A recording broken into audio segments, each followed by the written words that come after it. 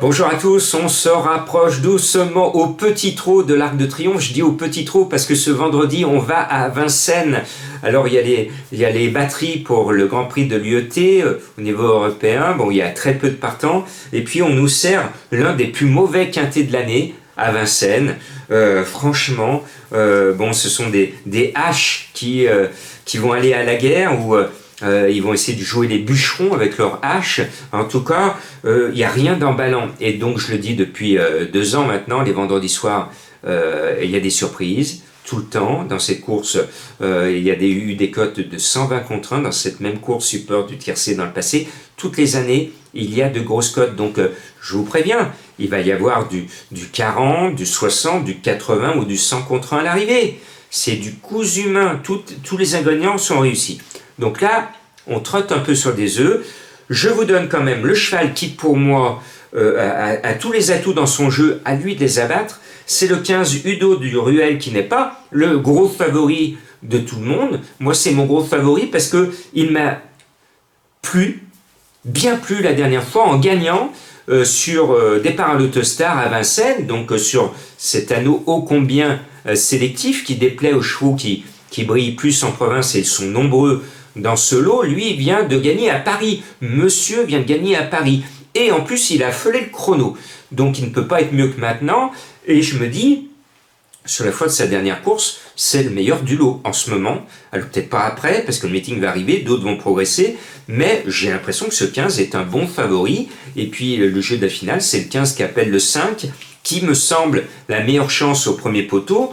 Hip Up de Macaire, mené par Éric Raffin, restant lui aussi sur une gagne. Souvent on dit la forme prime la classe, et bien allez, on donne la priorité à la forme. Et puis le 9 Aubryon Colmy a un engagement extrêmement mauvais, mais l'entourage est confiant.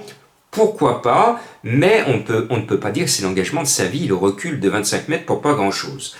Le 14, Harry Carizet, je le mets parce que, vous le savez, je vous l'ai dit dimanche, j'aime Benjamin Rochard, et il nous a donné raison, il m'a donné raison, en plus c'était ma dernière minute Rochard quand il a gagné avec Dacero, donc je lui reste fidèle, et je vous mets son 14, Harry Carizet, qui va venir, à mon sens, disputer l'arrivée. Au premier poteau, le mieux engagé, c'est le 8 Happening, entourage confiant avec Thomas, que j'ai oublié récemment, donc je me suis dit, il ne faut pas que je l'oublie 2 fois de suite, sinon ça va jaser dans les chaumières. Donc je n'oublie pas Thomas, je le mets, l'engagement est bon. Et puis pour une fois qu'on a un Jean-Michel Bazir qui est annoncé à 20 contre 1 dans un quintet, c'est l'occasion d'essayer de toucher un Bazir à cote. C'est rare, ça arrive de temps en temps, vous en avez l'occasion. Donc je mets le 4 Hamlet de Caluy parce que d'Abouy en a 2. Et je me dis, si je fais appel à JMB sur Hamlet, c'est pour qu'il soit là. Alors, être ou ne pas être à l'arrivée, telle sera la question que mes confrères poseront à Jean-Michel Bazir ce vendredi soir. Bon, on tente le coup pour une fois que JMB est à cote. Et puis, le 11, Horus de Remaz, c'est notre Lyonnais, c'est un duché, confié à Alexandra Brivard, il a fait ses preuves dans les quintés. Eh bien, allez le gun, qui ne saute pas n'est pas lyonnais. Ouais, bon, c'est un gun. Bon, il n'est pas tout à fait à Lyon, mais il est dans notre région, donc je dis que c'est un lyonnais.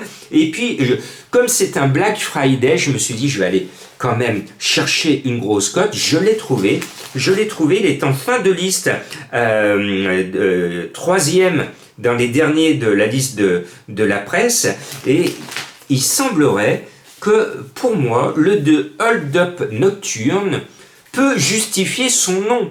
C'est un quintet nocturne. Il est annoncé par mes confrères à 30 contre 1, il est très bas dans les citations de mes confrères, et pourtant, lorsqu'il est déféré des 4, il se sublime, et là, il est déféré des 4. Et puis, moi, ce qui attire mon attention, c'est son entraîneur-driver, qu'on voit peu, Van Merbeek, un nom que les Belges connaissent bien, et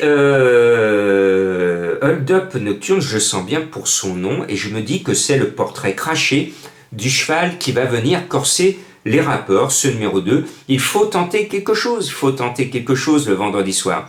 À vous de trouver votre tocard, et puis accrochez vos ceintures, ça va secouer. Donc mon indice de confiance 0/5. Soyez prudents, gardez vos sous pour l'Arc de Triomphe dimanche.